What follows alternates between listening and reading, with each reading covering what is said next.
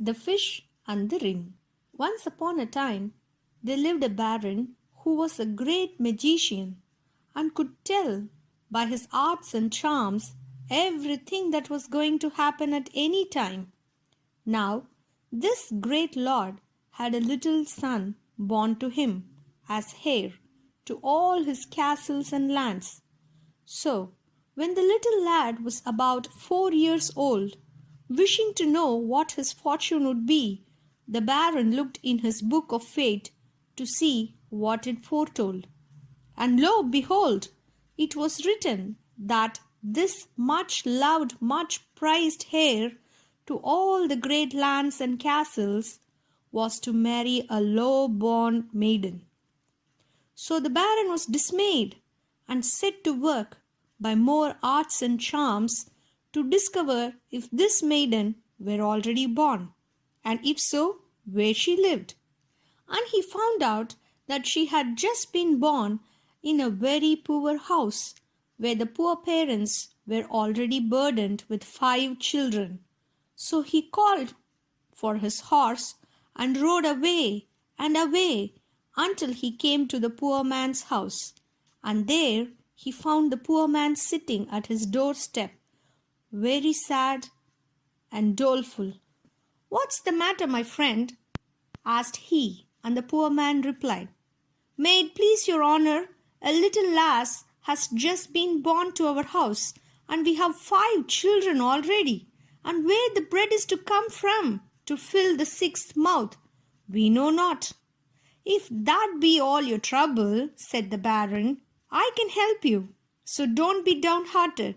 I am just looking for such a little lass to companion my son. So if you will, I will give you 10 crowns for her." Well, the man, he jumped with joy, said he was to get good money, and his daughter, so he thought, a good home. Therefore he brought out the child then and there, and the baron, wrapping the baby in his cloak, rode away. But when he got to the river, he flung the little child into the stream and said to himself as he galloped back to his castle, "There goes fate." But you see, he was just sore mistaken, for the little girl didn't sink.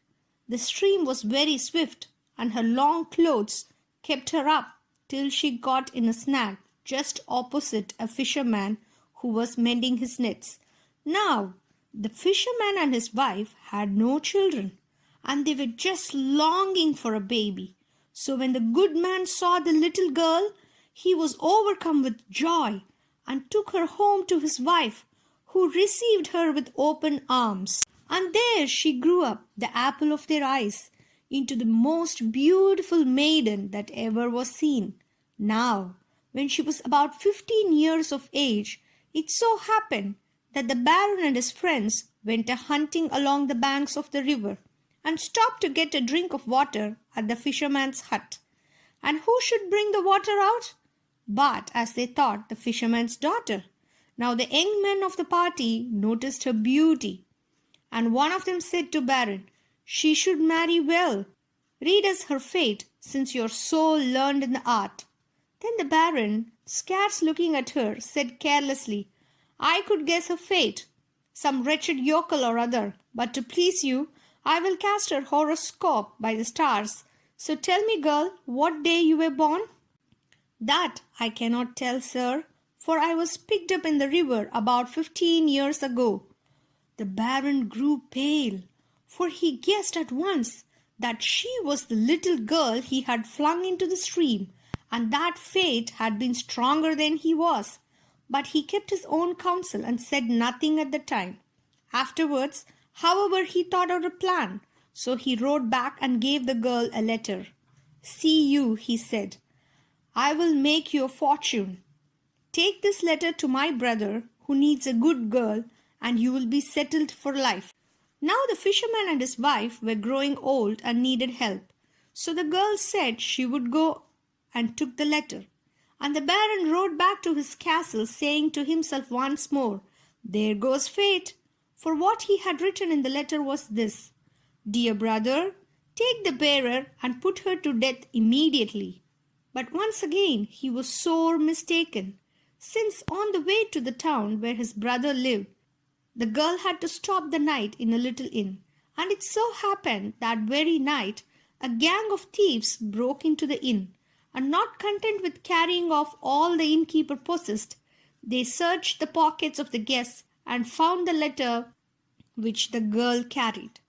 And when they read it, they agreed that it was a mean trick and a shame. So their captain sat down and taking pen and paper wrote instead, "Dear brother, take the bearer and marry her to my son without delay." Then, after putting the note into an envelope and sealing it up, they gave it to the girl and bade her go on her way. So when she arrived at the brother's castle, though rather surprised, he gave orders for a wedding feast to be prepared, and the baron's son, who was staying with his uncle, seeing the girl's great beauty, was nothing loth, so they were fast wedded. Well, when the news was brought to the baron, he was not himself, but he was determined not to be done by fate. So he rode post haste to his brothers and pretended to be quite pleased. And then one day, when no one was there, he asked the young bride to come for a walk with him. And when they were close to some cliffs, he seized hold of her and was throwing her into the sea. But she begged hard for her life. "It's not my fault," she said. "I have done nothing. It's fate. But if you will spare my life, I promise that I will fight against fate also. I will never see you or your son again until you desire it. That will be safer for you." Well, the baron agreed to this. So he took off his gold ring from his finger and flung it over the cliffs into the sea and said, "Never dare to show me your face again till you can show me that the ring likewise." And with that he let her go. Well, the girl wandered on and she wandered on until she came to a nobleman's castle. And there, as they needed a kitchen girl, she engaged as a scullion, since she had been used to such work in the fisherman's hut.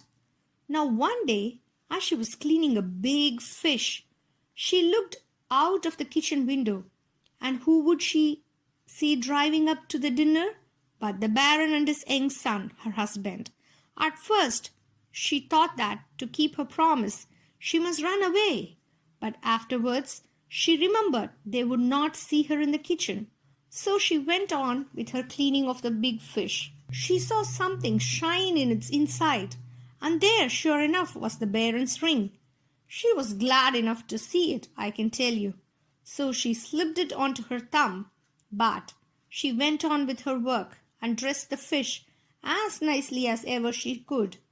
Served it up as pretty as may be with parsley sauce and butter. Well, when it came to the table, the guests liked it so well that they asked the host who cooked it, and he called to his servants, "Send up the cook who cooked the fine fish, that she may get her reward." Well, when the girl heard she was wanted, she made herself ready, and with the gold ring on the thumb, went boldly into the dining hall.